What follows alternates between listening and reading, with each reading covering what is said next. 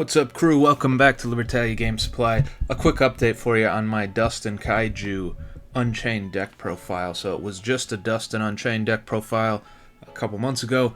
Added the Kaijus in there, just kind of circled back to some of the other stuff I had done. Read back through those comments, had some useful comments in there. We'll throw them up on the screen here. There you go. A little bit of credit where it's due. The Kaiju engine just seemed like it did fit. I don't know why I didn't think about it the first time around, but we added in the Kaiju engine. So we got the 2 interrupted Kaiju slumbers. I went back between 2 and 3. I think 2 is a little bit better just because we do have the draw power in here. And then if you happen to resolve, like the House Dustin, your deck gets thin pretty low. I don't know. If I'm being honest, if we're playing jank like this, there's not really a whole lot of logic or reasoning that's going to go into it. So just whatever happens to work, we're going to play it. I ended up deciding to play the time-tearing Morganite. In the previous list, I was saying I didn't know if it was worth playing just because the deck is really, it's OTK or you're going to lose. Like, you just get scraped.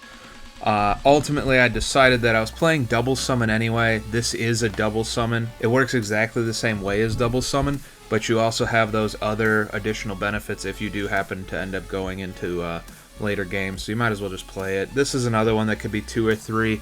I think ultimately what I'm having a hard time deciding is whether or not it's worth playing both the Where Art Thou and the Piri Rice map. I could absolutely see you going to 3 of one or the other, then 3 of the Slumber or the Morganite, probably the Slumber, honestly, for this deck, and then just working on it from there. So the basic concept of the deck is the same. We want to have spaces available on their side of the field so that we can resolve House Dustin.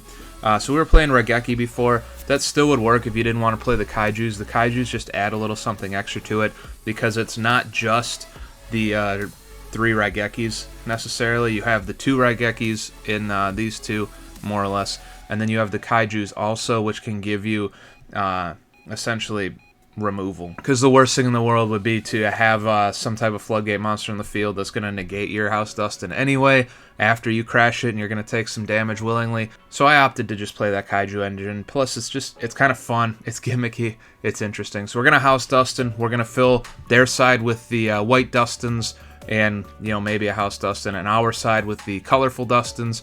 We're going to tribute them all off for Star Dustin, so it has a bunch of attack, and we're just going to beat them down from there. If you resolve the Slumber and can summon the Star Dustin, you're usually going to be looking at like 7,300 damage, so not quite an OTK. That is another problem with the deck, but it does do some massive damage, and it's pretty fun to resolve all of it. And then the other piece of the deck here that I really have fallen in love with, the Unchained package I got in the extra deck here. So the 1 Soul King Yama, the 1 Soul of Rage, the 1 Soul of Anguish, and the 1 Abomination.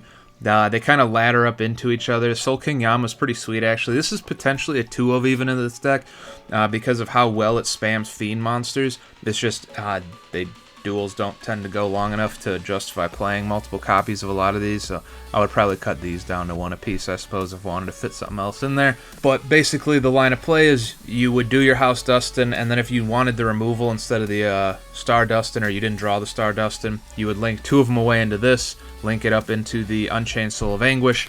Then Anguish can use itself plus a monster your opponent controls to link up into the Abomination. Now you have a bunch of removal with Abomination every single turn. Also, if something you control gets destroyed while Soul King Yama is in the graveyard, you can banish it to special summon a Fiend monster out of your hand or graveyard. So what I'll tend to do is something will get destroyed, even if you pop it yourself with Abomination, and then banish the Yama to get your Anguish back on the field. So it's a link 3, at worst is a 2400 beater.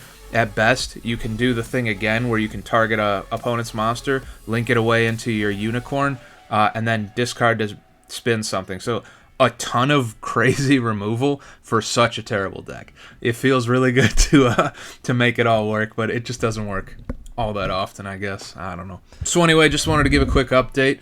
We are dangerously close to 300 subs. If you want to help me out with that, I would really appreciate it. Hit that subscribe button down below. I'll be back in a few days. I don't know, maybe we'll update Teller Knights from last week or something. Got some good comments on that one too. Anyway, happy deck building. Have a good one. Bye.